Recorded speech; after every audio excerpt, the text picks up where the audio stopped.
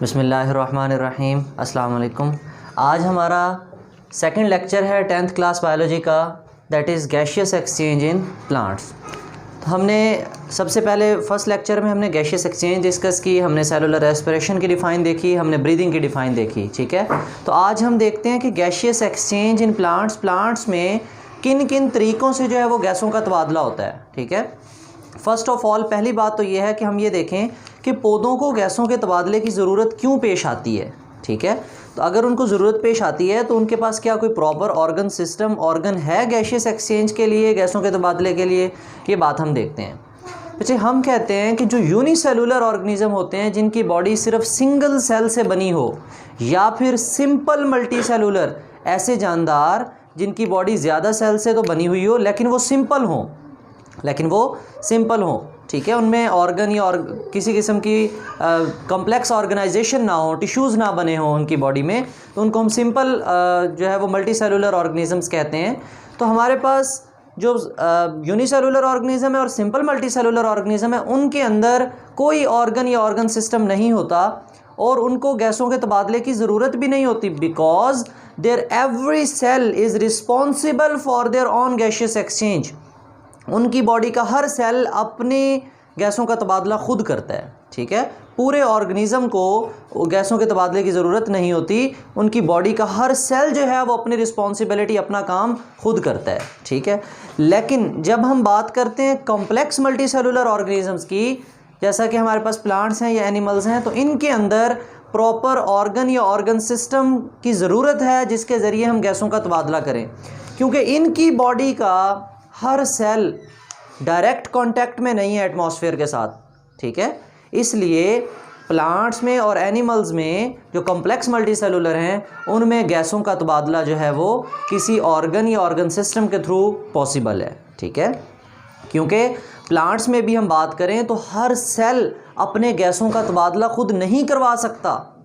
ठीक है, क्योंकि जो डीप लेयर के सेल्स हैं, अगर वो गैशियस एक्सचेंज करवाने की कोशिश करें तो डिफ्यूजन के ज़रिए जब वो गैसों का तबादला होगा तो काफ़ी it takes a lot of time, काफ़ी ज़्यादा वक्त लग जाएगा कि उस गैस को जो है वो आउटर एटमॉस्फेयर में आते और बाहर से जो है वो फ्रेश एयर अंदर एंटर होते हुए। ठीक है, तो हम देखते हैं कि प्लांट्स में किन किन तरीक़ों से गैशियस एक्सचेंज होती है। ठीक है, अब हम यंग स्टेम है, वुडी स्टेम है और मैच्योर रूट्स हैं। ये हैं प्लांट के पार्ट्स।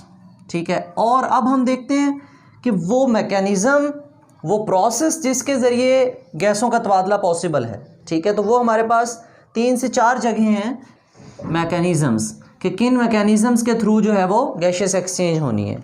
ठीक है, अब हम वन बाय वन डिस्कस करेंगे कि स्टोमेटा के ज़रिए कौन कौन सी जगहों से गैशियस एक्सचेंज होगी, लेंटिसेल से, क्यूटिकल से और जनरल सरफेस ऑफ रूट से। अब वन बाय वन डिस्कस करते हैं। तो हम वन बाय वन डिस्कस करते हैं। हम नंबर 1 से स्टार्ट करते हैं। हम कहते हैं लीव्स और यंग स्टेम्स की बात करते हैं। लीव्स एंड, याद रहे यंग स्टेम वो है कि जो अभी फ्रेश जो है वो ब्रांच निकली है प्लांट की। ठीक है, जिसके अंदर अभी ग्रीनरी है, फंक्शनल क्लोरोफिल है। ठीक है, उसको हम क्या नाम देते हैं, यंग स्टेम। क्या कहते हैं, यंग स्टेम। तो हम कहते हैं कि in leaves and young stem gaseous exchange occurs through stomata. ठीक है, अब ये स्टोमेटा क्या होते हैं, हमें पता है कि स्टोमेटा एक माइक्रोस्कोपिक पोर है। स्टोमेटा क्या है, माइक्रोस्कोपिक पोर, एक छोटा सा सुराख है जो हमें आम आंख से नज़र नहीं आता। हम यहाँ पे जो है वो स्टोमेटा बना लेते हैं। हम कहते हैं ये जो है अपर एपिडर्मस, और अपर एपिडर्मस के ऊपर एक थिन लेयर ऑफ सेल्स है जिसे हम कहते हैं क्यूटिकल, जिसे हम क्या कहते हैं, क्यूटिकल। ठीक है, लीफ का स्ट्रक्चर हमने देखा, ये अपर एपिडर्मस, ये लोअर एपिडर्मस, स्टोमेटा और ये मीजोफिल सेल्स, और मीजोफिल सेल्स के दरमियान में क्या मौजूद है हमारे पास, एयर स्पेसेस।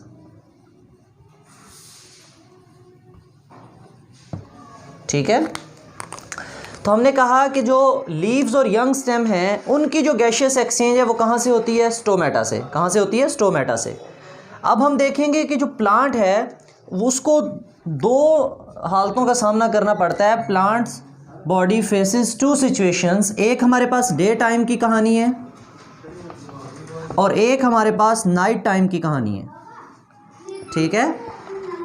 अब जो हमारे पास पहली है डे टाइम वाली, मतलब दिन के वक्त पौधा कौन सी गैस जो है वो इनटेक करता है और कौन सी गैस जो है वो एक्सहेल करता है या बाहर निकालता है। तो उसमें हमारे पास हम कहते हैं कि डे टाइम में हमारे पास दो प्रोसेस चल रहे होते हैं प्लांट बॉडी में।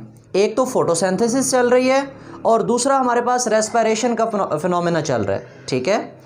अब दोनों जो प्रोसेस हैं वो साइड बाय साइड चल रहे हैं, इकट्ठे चल रहे हैं, फोटोसिंथेसिस भी और रेस्पिरेशन भी।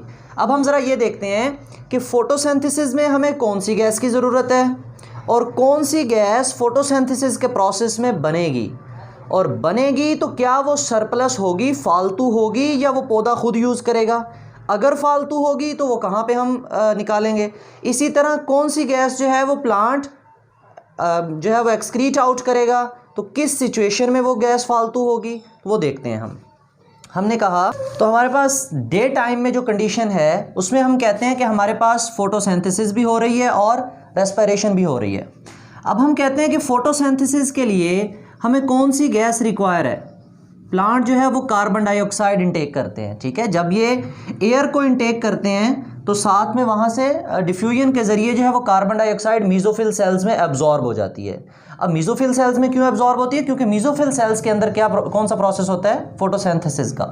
फिर हम कहते हैं जब फोटोसिंथेसिस कंप्लीट होती है हमारे पास ग्लूकोज बनता है, साथ में ऑक्सीजन बनती है। क्या बनती है, ऑक्सीजन। अब ये जो ऑक्सीजन है ये प्लांट ने खुद यूज़ करनी है, प्लांट ने खुद यूज़ करनी है। कौन से प्रोसेस में यूज़ करनी है, रेस्पिरेशन में, ठीक है। दिन के वक्त फोटोसिंथेसिस भी हो रही है और रेस्पिरेशन भी हो रही है, तो ये ऑक्सीजन तो प्लांट ने खुद यूज़ कर ली रेस्पिरेशन में, ग्लूकोज की ब्रेकडाउन के लिए, एनर्जी की प्रोडक्शन के लिए उसने खुद भी तो ग्रोथ करनी है अपनी। लेकिन अब यहाँ पे जो सरप्लस ऑक्सीजन है, जो फालतू ऑक्सीजन है, ठीक है, उसको पौधे ने बाहर निकालना है, वो उसके लिए एक्स्ट्रा गैस है, वेस्ट मटेरियल है, ठीक है। तो ये जो सरप्लस ऑक्सीजन होगी उसको डे टाइम वो क्या कर देगा, एक्सक्रीट आउट कर देगा। किसके जरिए, with the help of stomata, ठीक है।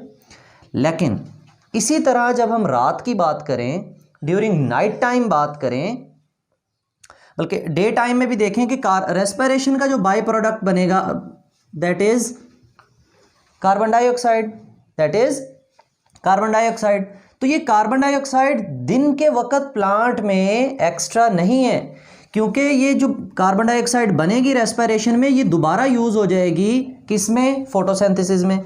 और दिन के वक्त फोटोसिंथेसिस का प्रोसेस स्पीडीली होता है, ठीक है, तेज़ी से हो रहा होता है, इसलिए पौधे को जो उसकी बॉडी में खुद की कार्बन डाइऑक्साइड बन रही है वो कम पड़ जाती है, तो लिहाजा उसको एक्स्ट्रा कार्बन डाइऑक्साइड एटमॉस्फेयर से एब्जॉर्ब करनी पड़ती है, ठीक है।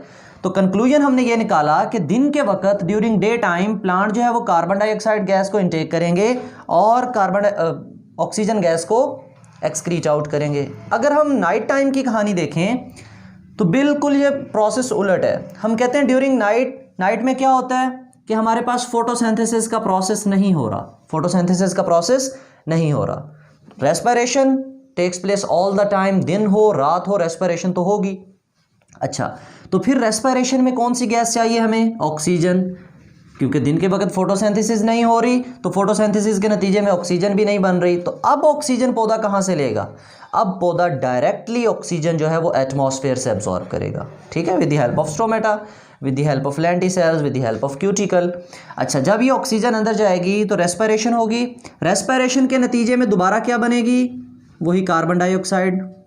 क्या बनेगी, कार्बन डाइऑक्साइड। अब रात के वक्त पौधे में जो कार्बन डाइऑक्साइड बन रही है क्या वो कहीं इस्तेमाल होगी, नहीं इस्तेमाल होगी। क्यों नहीं इस्तेमाल होगी, क्योंकि रात के वक्त फोटोसिंथेसिस नहीं हो रही। तो इसलिए रात के वक्त जो हमारे पास सरप्लस गैस है, फालतू गैस है पौधे के अंदर, वो क्या है, कार्बन डाइऑक्साइड। क्या है, कार्बन डाइऑक्साइड, ठीक है। दिन के वक्त सरप्लस क्या निकली, ऑक्सीजन, और रात के वक्त जो फालतू गैस निकली वो क्या थी, कार्बन डाइऑक्साइड, ठीक है। तो इन दोनों गैसेस को प्लांट के जो लीव्स हैं कहाँ से एक्सक्रीट आउट करेंगे, अपने स्टोमेटा से, ठीक है। अब हम दूसरा प्रोसेस देखते हैं। अब हम देखते हैं in woody stem and mature roots,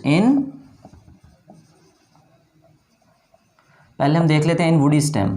and specially mature roots की भी बात कर लेते हैं। एंड मतलब जो तना थोड़ा सा पुराना हो गया है, जिसके ऊपर फ्रेश क्लोरोफिल के मॉलिक्यूल्स मौजूद नहीं हैं, अब वो डेड हो चुके हैं, वहाँ पे क्लोरोप्लास्ट फंक्शनल नहीं है, तो उसको हम नाम दे देते हैं वुडी स्टेम है। ठीक है, अब वुडी स्टेम के ऊपर क्या होता है, जो अगर हम कोई पुराना दरख्त का तना देखें ना, तो उसके ऊपर हमें उसकी जो बार्क होती है, जो छाल होती है, उसके ऊपर इस तरह के छोटे छोटे निशान नज़र आ रहे होते हैं। ठीक है, अब ये जो छोटे छोटे पोर्स हैं, इन सुराखों को हम कहते हैं कि ये हमारे पास लेंटिसेल्स हैं। ये क्या हैं? लेंटिसेल्स हैं। ठीक है, अब लेंटिसेल्स की लोकेशन क्या बनी? Lenticels are the small pores that are present on the layer of bark. कहाँ पर होते हैं? लेयर ऑफ बार्क के जो छाल, पौधे की छाल है, उसके अंदर छोटे छोटे सुराख हैं। उन सुराखों को हम क्या कहते हैं? लेंटिसेल्स। अब एक बात याद रखना कि जो प्लांट के ऊपर ये जो क्यूटिकल है, ये जो पूरी की पूरी बार्क है, ये हवा को और वाटर को प्लांट के अंदर जाने नहीं देती। Impervious for water and gases, कि इस जगह से ना हवा अंदर जा सकती है पौधे में, ना वाटर जा सकता है। तो लिहाजा उसके अंदर छोटे छोटे क्या होते हैं? बार्क में पोर्स होते हैं। उन सुराखों के ज़रिए जो है वो गैशियस एक्सचेंज पॉसिबल है। नो डाउट जो मच मोर गैशियस एक्सचेंज है वो स्टोमेटा के ज़रिए ही होती है। हम कहते हैं ऑलमोस्ट 90% तक जो है वो गैशियस एक्सचेंज किसके ज़रिए होनी है? स्टोमेटा के ज़रिए। लेकिन वुडी स्टेम और मैच्योर रूट्स में किसका रोल भी है? लेंटिसेल्स का। लेंटिसेल्स की हमने डिफाइन देखी, lenticels are the small pores that are present in the layer of bark. Clear? तो इन लेंटिसेल्स के ज़रिए जो वुडी स्टेम और मैच्योर रूट्स हैं उनमें गैशियस एक्सचेंज होती है। ठीक है, अब हम रूट्स की अलग से बात करें तो हम कहते हैं कि कुछ मैच्योर रूट्स का मतलब एक स्पीशियस रूट होती है, एक स्पीशियस मेन रूट होती है और एक एडवेंटिशियस रूट्स होती हैं। तो मेन रूट जो है जब ओल्ड हो जाती है तो उसके ऊपर भी लेंटिसेल्स की तरह, जैसे लेंटिसेल्स होते हैं स्टेम के ऊपर, तो उस मेन रूट के ऊपर भी लेंटिसेल्स जो हैं वो बन जाते हैं, वहाँ से गैशियस एक्सचेंज होती है। लेकिन जो एडवेंटिशियस, जो बारीक बारीक रूट्स होती हैं, उनकी गैशियस एक्सचेंज उनकी जनरल सरफेस से भी हो जाती है, उनकी जनरल सरफेस से। ठीक है, उनके ऊपर जो उनकी बार्क है वहाँ से गैशियस एक्सचेंज पॉसिबल है। कहाँ पर होगी? जो इर्द गिर्द सॉइल के पार्टिकल हैं, जो इर्द गिर्द सॉइल के पार्टिकल्स हैं, मिट्टी के पार्टिकल्स हैं, तो वहाँ पे हमारे पास गैसों का तबादला मुमकिन है। कहाँ पर? इन रूट्स। कहाँ से होगी? जनरल सरफेस से। कहाँ से होगी? जनरल सरफेस से। ठीक है, अब हम कहते हैं कि कुछ पौधे ऐसे होते हैं जो इक्वेटिक प्लांट्स हैं, पानी में होते हैं। ठीक है, तो वो पौधे अपनी गैसों का तबादला कैसे करते हैं? क्योंकि वो डायरेक्ट हवा के साथ तो वो इन टच है नहीं।